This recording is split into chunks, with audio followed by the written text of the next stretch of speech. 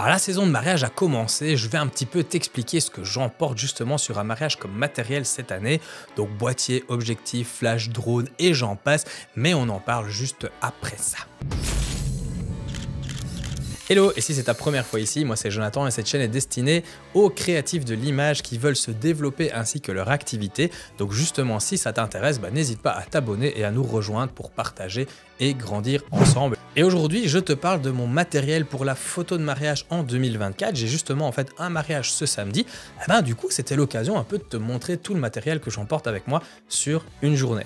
Alors, il faut juste savoir que j'accepte plus les demi-journées de mariage. Donc en fait, moi, ma journée type, c'est des préparatifs à la soirée. Généralement, après la première danse, je reste en fait pour 4 ou 5 chansons, histoire d'avoir des photos du dance floor, mais pas jusqu'à 4 heures du matin. Du coup, pour couvrir tout ça, moi j'ai besoin d'un matériel bien spécifique. Et je tiens juste à dire, avant justement de rentrer dans le vif du sujet, que le matériel, n'oublie pas que c'est un outil qui va te permettre de réaliser ta vision en tant que photographe ou vidéaste. Et c'est pas lui qui va donner comme ça, comme par magie, de meilleures photos ou de meilleures vidéos. Mais il a une place quand même évidemment importante dans la vie d'un photographe ou d'un vidéaste. N'oublie pas que le marché de l'occasion, ça existe aussi et que c'est super intéressant aussi d'acheter lors du Black Friday ou des promos, etc. Ceci en dehors du chemin, passons justement par mon premier sac, car oui, je prends plusieurs sacs avec moi. Une des choses à bien avoir en tête quand on fait du mariage, c'est qu'on n'a pas le droit à l'erreur et que le matériel doit donc être hyper fiable. Et avoir du matériel en fait en double, c'est toujours justement une petite tranquillité d'esprit supplémentaire. Alors mon sac, c'est un Lowepro Tactic 350 AW2, incroyable justement nom. Je te mets aussi en fait le prix d'achat si jamais, et à la fin de la vidéo, je ferai le total et je te montrerai aussi le prix de tout si je devais le louer. Alors oui, ce sac est moche, mais honnêtement, qu'est-ce qu'il est pratique. Il s'ouvre par l'arrière, il a vraiment les deux ouvertures sur le côté, plus la poche du dessus. Moi franchement, j'adore ce système de sangle où on peut venir justement ajouter plein de trucs dessus. Franchement, je voudrais m'en séparer honnêtement pour rien au monde, j'y reviens toujours. Voilà, toujours. Quand je fais des séances couple, moi je prends un sac en fait plus petit et plus léger. Quand je vais en voyage, je prends aussi celui-là, le Wonder Provoke. D'ailleurs, tiens, si tu veux savoir comment réaliser une séance couple, tu peux aller voir la vidéo qui est juste là. Mais sur une journée de mariage, honnêtement, c'est vraiment lui mon coup de cœur. Alors, qu'est-ce qu'on retrouve justement dans ce sac-là? Déjà, mes deux boîtiers, donc deux Canon R6. Honnêtement, j'adore, 20 mégapixels, amplement suffisant pour le mariage, poids des fichiers raisonnable, bon autofocus, stabilisation interne en vidéo, il fait tout ce dont j'ai besoin, double slot de carte SD, très important justement dans l'événementiel. Franchement, je trouve que même en 2024, il est encore très compétitif. Je l'ai acheté 2739 €, mais on peut le trouver maintenant honnêtement à 1500 en neuf. Au niveau des objectifs justement, pour ce sac, j'ai un 35 mm 1.8 macro dans la monture RF. Donc pour les plans en fait un peu plus larges, et sa fonction macro m'aide pas mal aussi pour les photos de détail. Et sur l'autre boîtier, moi je mets un 85 mm f1.2. Lui c'est vraiment pour les plans un peu plus serrés et des beaux portraits crémeux hyper bocalicious. C'est honnêtement le 85 mm mon objectif préféré. Je peux pas sortir sans lui, honnêtement je l'aime. J'ai aussi un 50 mm tilt shift de chez Titi Artisan pour des photos un petit peu originales. Tu sais pas ce que c'est un tilt shift? Réponse justement par ici. J'ai aussi un 70-200 f2.8 qui me sert en fait pour les cérémonies où je dois justement être un peu plus éloigné des sujets, où je peux pas me rapprocher, etc. Donc voilà, très pratique et honnêtement une qualité incroyable. En plus, directement, en fait, on fait sérieux avec ça. On dirait juste un paparazzi de chez Paris Match. Donc voilà, tiens-toi bien, Leonardo DiCaprio, dans ton maillot de bain, j'arrive. Donc du coup, voilà, dans ce sac, j'ai aussi des petites babioles, comme une boîte de frisques, toujours avoir une bonne haleine, du fil de cuivre pour faire des photos un petit peu créatives, faire du flou devant l'objectif, etc. Une soufflette justement pour nettoyer les objectifs, des loques microfibres pour aussi nettoyer le matériel. J'en ai toujours une dans ma poche aussi et une Insta360 Go 3 pour justement filmer des behind the scenes lors des mariages. Je vous jure, ça arrive cet été, tenez-vous bien au même slip que Leonardo DiCaprio. Donc voilà, vous allez pouvoir partir en mariage avec moi, bande de petits vénards, vous avez de la chance. J'ai aussi des cartes de visite au cas où, voilà, pour les autres prestataires. Alors j'avoue que je trouve qu'en donner aux invités quand on est sur un mariage, etc., ça le fait pas trop, mais bon voilà, chacun son truc.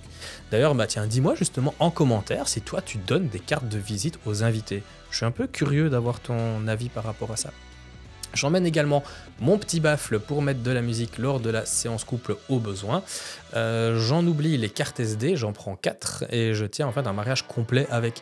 J'ai jamais eu de problème jusqu'à présent et je suis pas un obsédé de la sauvegarde qui prend un disque dur avec lui, qui les transfère directement, etc. Et justement, je pense que ça peut même être très stressant et encore plus angoissant de faire ça comme ça le jour même, d'aller dans sa voiture, tout transférer, etc. J'en ai vu le faire sur un mariage avec leur PC, etc. Enfin bref. Dès que je rentre, au final, moi je transfère les photos des cartes SD vers un SSD pour bien dormir. Le SSD, c'est un Samsung T7, j'en prends un par an et je garde évidemment les cartes remplies. Je prends aussi mon superbe harnais en cuir que tu peux d'ailleurs observer ici, que je l'adore. Je l'attache à l'avant du sac comme ça, voilà, et c'est tout au final pour le sac numéro 1. À noter que je mets un AirTag aussi dedans si jamais on vient me le voler. Voilà. Le sac numéro 2, lui, me sert un petit peu de backup, de sac de secours. Donc, et de sac surtout lors de la soirée. En fait, c'est là-dedans je mets un 24-70 justement f2.8 RF, car en fait en soirée je n'ai qu'un flash. Donc du coup, lors de la soirée, moi je vais garder qu'un seul boîtier avec un flash mis sur la griffe de l'appareil photo, et donc il me faut justement quelque chose de très polyvalent. Et 24-70 f2.8, honnêtement, c'est hyper polyvalent. Si jamais je viens avoir un problème au final avec une de mes focales fixes, je peux aussi l'utiliser durant la journée en backup. Toujours intéressant, car on pourrait couvrir au final l'entièreté d'un mariage avec cet objectif-là. Le flash, justement, parlons-en. C'est clairement mon gros problème en termes de matériel, car j'ai aucune confiance en ce flash. C'est le Godox V1. Rien à dire au niveau de la qualité de la lumière, etc. qui produit, franchement, voilà, mais c'est juste la construction. Je trouve ça en fait très très cheap. Ça tient pas fort sur la griffe. J'ai l'impression qu'au moindre coup dessus, en fait, il va se casser en deux. Alors j'ai des soucis aussi au niveau des menus, il bouge parfois plus. Je dois le réinitialiser car il ne reconnaît pas l'appareil, les boutons sont pas solides. Bref, j'hésite vraiment à prendre un Profoto A10, mais il est juste à la modique somme d'un peu plus de 1000 €, à savoir 4 fois plus cher pour une même qualité de lumière que le Godox.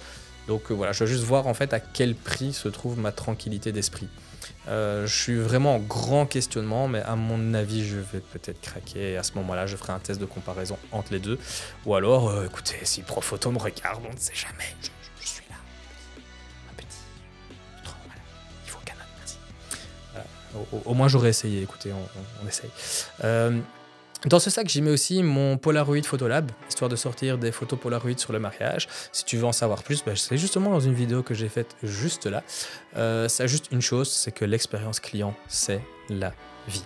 J'ai aussi une sacoche en fait avec un drone, c'est le DJI R3. Moi j'adore la qualité d'image, il shoot en RAW et surtout en fait il a des capteurs pour sur tous les côtés en fait pour éviter les crashs, et il résiste au vent. En fait ça a été les 3 critères qui font que je suis parti sur celui-là, parce que j'ai eu un mini première génération, le truc dès qu'il y avait du vent il partait, il y avait perte de signal, etc. Donc voilà, je savais pas shooter en RAW non plus, donc du coup j'ai upgradé au fur et à mesure du temps et j'ai pris le R3 ici. Et enfin, j'ai un 3e sac dans lequel en fait je mets du matériel hors photo, mais qui me sert pour mon bien-être. Donc en fait, des vêtements de rechange, à boire, à manger, un déodorant, un chapeau si jamais il fait justement très chaud. Très important de se protéger la tête. Mon chargeur de téléphone, parce qu'on m'en a déjà volé un d'ailleurs sur un mariage. Bref, voilà, c'est mon sac de bien-être avec aussi mon petit chargeur pour les batteries. Voilà, donc...